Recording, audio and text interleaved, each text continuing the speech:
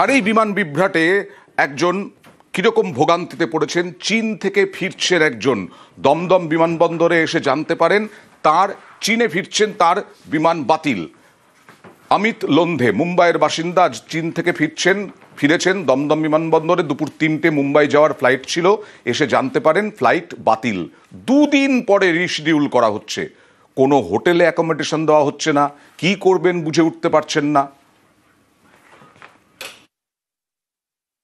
क्या प्रॉब्लम हुआ है सर? बिना बोले फ्लाइट कैंसिल कर दिया इन लोगों ने, रीशेड्यूल कर लिया 2-2 दिनों के बाद, और अकोमोडेशन नहीं दे रहे, अलाउंसेस नहीं दे रहे, बस हम लोग घूमते जा रहे हैं ऐसे ही।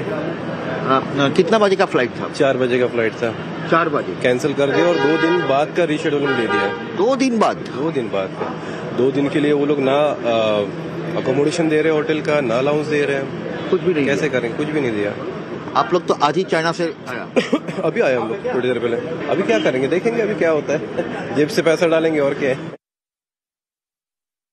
অমিত লোন্ধে মুম্বাইয়ের বাসিন্দা, চীন থেকে ফিরলেন দমদম বিমানবন্দরে এবং এখান থেকেই সরাসরি মুম্বাইয়ে তার যাওয়ার কথা। তারা বুঝতে পারছেন না কি করবেন, কারণ 2 দিন পরে রিশিডিউল করা হয়েছে, অর্থাৎ আজকে তাদের মুম্বাই যাওয়ার কথা, তাদের 2 দিন বাদে ফ্লাইটের টিকিট দিচ্ছেন এবং তার জন্য কোনো রকম হোটেল থেকে আরম্ভ করে খাওয়া দাওয়া কোনো কিছুর ব্যবস্থা করছে না ইন্ডিগো কর্তৃপক্ষ।